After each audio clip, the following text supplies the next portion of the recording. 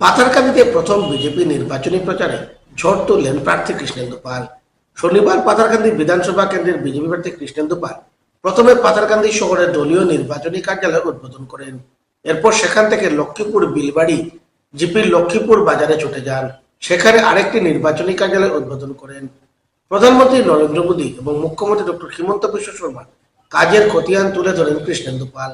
তিনি অভিযোগ করেন, কংগ্রেস আমলে এলাকায় কেবল অরাজকতা ছিল, কিন্তু বিজেপি শাসনে শান্তি ও প্রগতি ফিরেছে।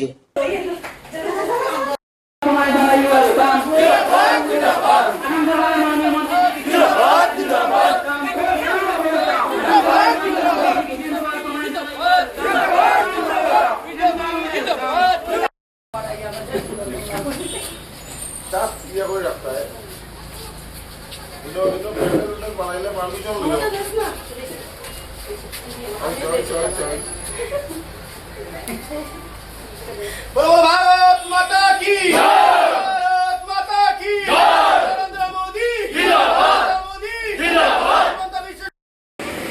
লক্ষ্মীপুর তথা বিলবাড়ি হোক, এই জিপি হোক বা গোটা পাথারকান্দির সরকার নাগরিকরা আমাকে বিধানসভায় 2 বার নির্বাচিত করে আপনারা পাঠিয়েছেন।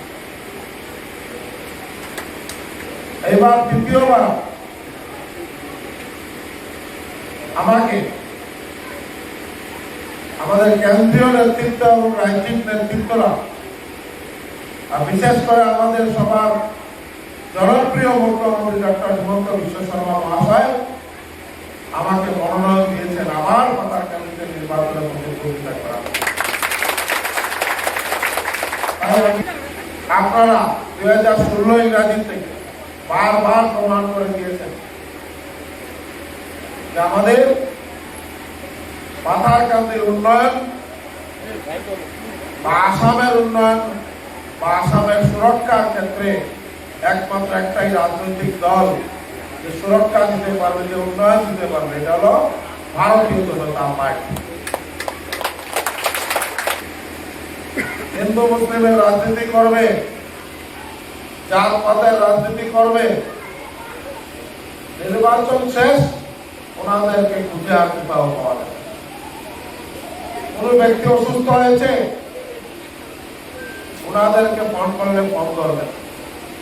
শুনেছি নাকি এখনো প্রার্থীকে খুঁজে পাওয়া যাচ্ছে না, ফোনে পাওয়া যায় না, ফোন করলে ফোন ধরে না। আমাদের পাথারকান্দি জেলাকে কংগ্রেস প্রার্থী করেছে, ওদেরকে নিয়ে বলতে চাই না, ওদের সম্বন্ধে পাথারকান্দির নাগরিকরা খুব ভালো জানে। 2006 ইংরাজিতে বিজেপির মনোনয়ন এখান থেকে নির্বাচিত হয়েছিল, আর 2006-2011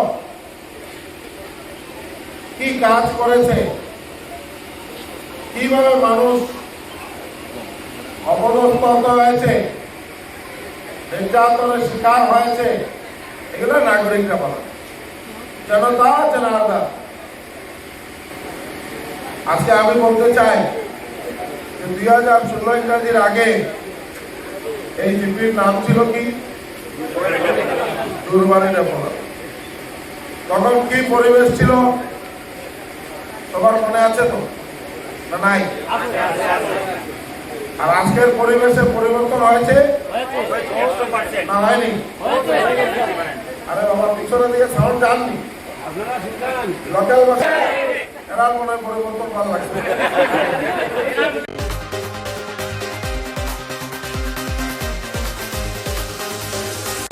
স্বাধীনতার দীর্ঘ বছর পরও বেহাল অবস্থায় রয়েছে সোনাইর মাঝির গ্রাম।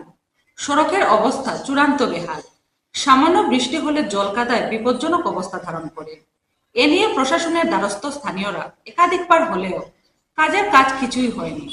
দ্রুত সংস্কার কাজ না হলে প্রয়োজনে ভোট বয়কট করার হুঁশিয়ারি দিয়েছেন এলাকাবাসী।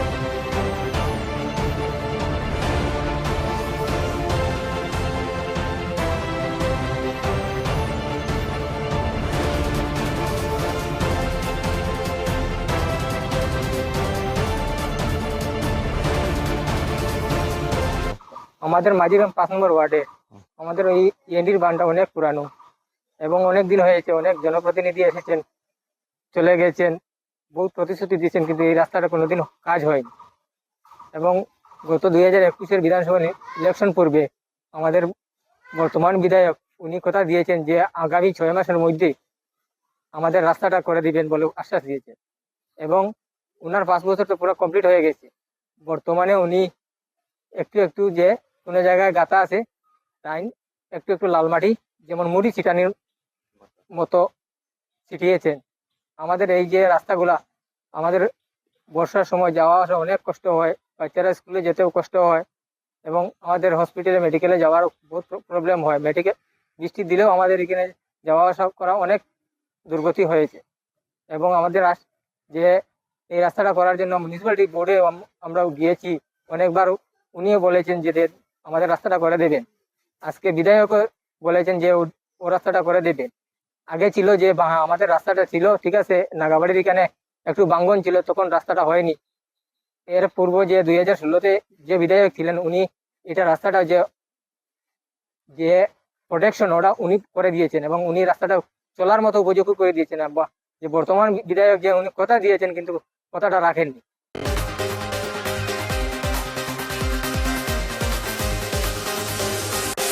ফিরছে একটি বিজ্ঞাপন বিরতির পর, সঙ্গে থাকুন।